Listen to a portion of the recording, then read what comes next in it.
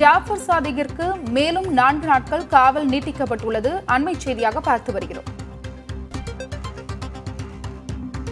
சட்டவிரோத பண பரிமாற்ற தடை சட்ட வழக்கில் ஜாஃபர் சாதிக்கை மேலும் 4 நாட்கள் அமலாக்கத்துறை காவலில் எடுத்து விசாரிக்க அனுமதி வழங்கப்பட்டுள்ளது. அண்மை செய்தியாக பார்த்து வருகிறோம்.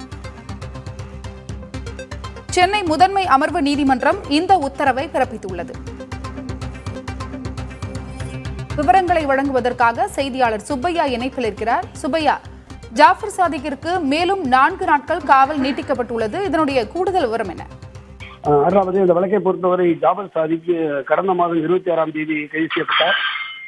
ஏற்கனவே அவர் போதைப்பொருள் தடுப்பு கடத்தல் தொடர்பான வழக்கில் கைது செய்யப்பட்டு டெல்லி திகாரில் அடைக்கப்பட்டிருந்த நிலையில் அந்த வழக்கில் அவர் ஜாமீன் கேட்டு மறுத்தால் செய்த ஜாமீன் வழங்கப்படுவதாக இருந்தது. இந்த நிலையில் அமலாக்கத்துறை தனியாக ஒரு வழக்கு பதிவு செய்து கடந்த 26ஆம் தேதி கைது செய்திருந்தது. அந்த வழக்கு தொடர்பாக சென்னை உயர்நீதிமன்ற வளாகத்தில் உள்ள முதன்மை அமர்வு நீதிமன்றத்தில் அவர் ஆஜர்படுத்தப்பட்டார். இதனைத் தொடர்ந்து கடந்த 17ஆம் தேதி அவருக்கு 3 நாட்கள் காவல் வழங்கி நீதிமன்றம் உத்தரவிட்டது.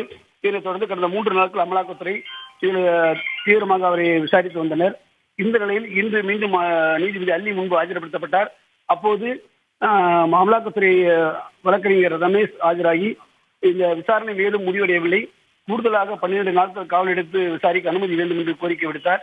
இதனை அடுத்து நீதிபதி அனுமதி வழங்கி உத்தரவிட்டுள்ளார். மேலும் 4 நாட்கள் அனுமதி வழங்கப்பட்டுள்ளது. இதன் மூலம் ஜூலை 23ஆம் தேதி வரும் 23ஆம் தேதி வரை அவரை காவல் எடுத்து மீண்டும் விசாரிப்பதற்கு அனுமதி வழங்கியுள்ளனர். இதனைத் தொடர்ந்து 4 நாட்கள் விசாரணைக்கு பிறகு வரும் 23ஆம் தேதி மீண்டும் அவர் சென்னை உயர்நீதிமன்ற வளாகத்தில் உள்ள அமர்வு நீதிமன்றத்தில் ஆஜர்படுத்தப்படுவார் என்று எதிர்பார்க்கப்படுகிறது. 12 நாட்கள் அமலாக்கத்துறை காவல் கோரிய நிலையில் 4 நாட்களுக்கு விசாரிக்க அனுமதி வழங்கி உத்தரவிடப்பட்டுள்ளது. உங்களுடைய தகவலுக்கும் நன்றி சுப்பையா.